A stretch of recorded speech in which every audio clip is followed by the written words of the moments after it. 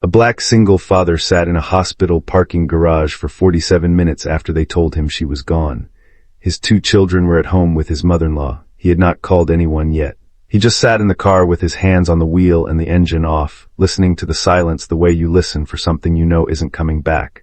His name was David Ellison. He was 34 years old. He had $72 in his checking account, a mortgage that was 3 weeks from default, and 2 children who were going to wake up in the morning and ask him where their mother was.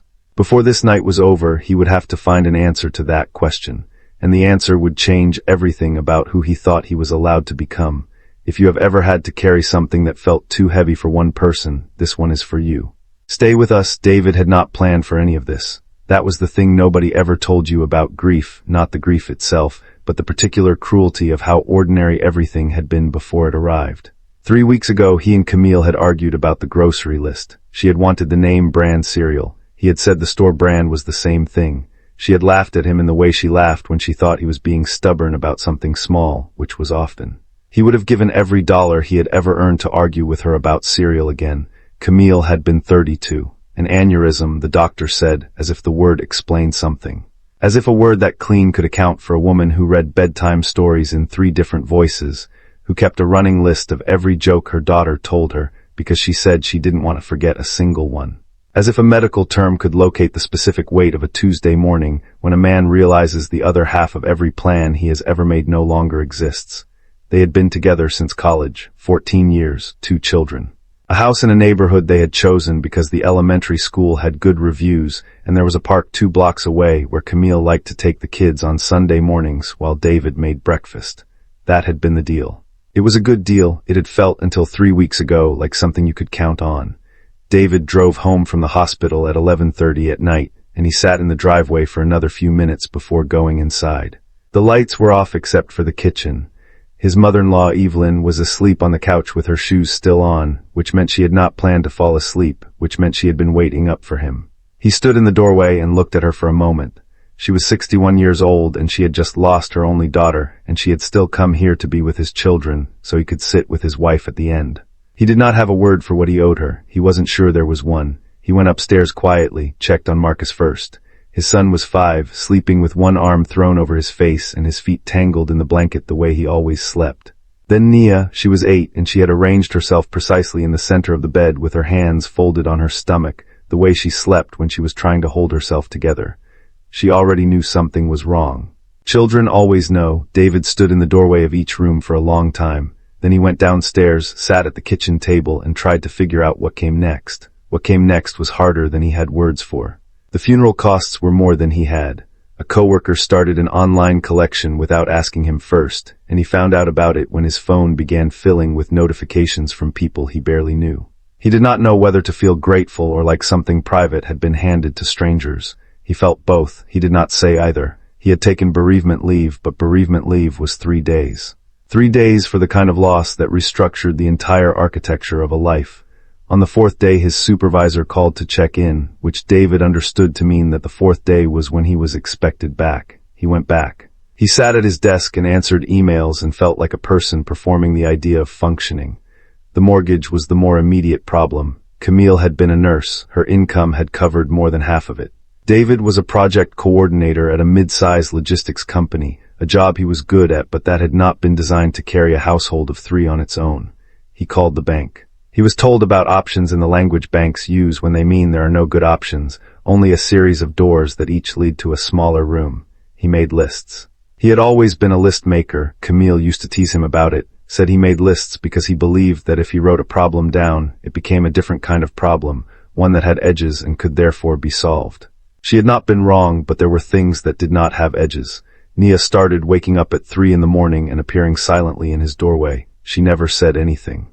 She just stood there until he noticed her, and then she would come and sit on the edge of the bed until she was ready to go back to sleep. He never asked her to explain it. He understood. He was doing the same thing. Just looking for proof that someone was still there. Marcus had gone quieter. He was 5 and he did not have the language for what had happened, but he felt the shape of it. He had started carrying a photograph of Camille in his pocket, a small one from her work badge that David had given him. He never showed it to anyone. He just wanted to know it was there. David watched his children navigate a loss they were too young for and felt something that was not quite guilt and not quite helplessness but lived between the two. He was still here. He would always be here. But he understood for the first time in his life that being present was not the same thing as being enough, and he was going to have to figure out how to close that distance with nothing but himself. It was Nia who changed things first, the way children change things, not by meaning to, but by asking a question at exactly the right moment. It was a Saturday morning, 8 weeks after the funeral. David had made eggs because it was one of the 4 things he knew how to cook well enough that it didn't embarrass him. He had been standing at the stove, not really seeing the eggs, just standing there, when Nia came in and sat at the table and watched him the way she had begun watching him, carefully, the way you watch something you're not sure is stable. "Daddy," she said, "are you going to be okay?" He turned around. She was 8 years old and she was asking him the question he had not been able to ask himself. Her face was completely serious, the way her face got when she had decided something mattered. He could have said yes without thinking. It was the answer that protected her. He had been giving that answer for 8 weeks, and it was the answer that had kept him standing upright or something close to it, and he believed there was real value in that. In being the thing your children can count on when everything else has gone unsteady. But Nia was still watching him, and she had her mother's particular quality of attention, the kind that did not accept the surface of things when it could see there was something underneath. David turned the stove off. He came and sat across from her at the table. "Not yet," he said, "but I'm working on it." He kept his voice even and warm the way you keep your voice when you want the truth to land without breaking something. "I'm working on it every single day, and the most important part of how I'm going to be okay is you and Marcus. You know that." Nia considered this with the methodical patience that was entirely her own. "So we help each other," she said. It was not quite a question. "That's exactly right," David said. "We help each other." She nodded once, the way she nodded when she had resolved something. Then she looked at the stove. "Are the eggs done?" David looked at the stove. The eggs had been done for 3 minutes. He laughed. It was the first time he had laughed in 8 weeks. It was a short sound and it surprised him when it came out, like something that had been waiting behind a door and found it had been left open by accident. But it was real. Nia heard it and something in her face changed too, something loosening slightly at the edges. They ate the eggs. Marcus came downstairs in his pajamas with the photograph of Camille already in his pocket, and he climbed into his chair and demanded to know why they hadn't waited for him. Nia told him they had only just started. She was covering for them. She was 8 years old and she was already covering for her family. David watched his children eat breakfast and understood, with a clarity that had no edge and needed no list, that this was the reason. Not an answer to grief. Grief did not work that way. It did not get answered, it got carried. But a reason to carry it upright. He made changes slowly. That was the only way he knew how to make them, deliberately, without announcing them, the way his father had taught him that real change happened not in the moments you declared it, but in the habits you built when no one was watching. He called the bank again. This time he asked different questions and did not accept the first set of answers. He found a housing counselor through a nonprofit that a woman from his church had mentioned in passing, the kind of mention that people make without knowing they are handing someone exactly the thing they needed. The counselor helped him negotiate a modified payment structure that bought him 14 months. 14 months was not a solution, but it was a ledge, and a ledge was somewhere to stand. He found a grief support group for parents. He went once, sat in the back, said nothing. He went again. He said his name and that he had 2 kids and that he was figuring it out. The woman who ran the group said that figuring it out was the whole work and that he was already doing it by being there. He did not entirely believe her, but he came back. He started cooking on Sundays. Real cooking, not just eggs, actual meals he planned out the week before so that there was always something in the house that felt like effort, like someone had thought about the people who were going to eat it. Camille had been the cook. He was not trying to replace her. He was trying to tell his children, in the language of something warm on the table, that he was still paying attention. Nia appointed herself his assistant. She was precise and unsentimental about it, calling out when he added too much salt, asking what certain ingredients were for with the focused curiosity of someone taking notes. Marcus mostly wanted to lick the spoon.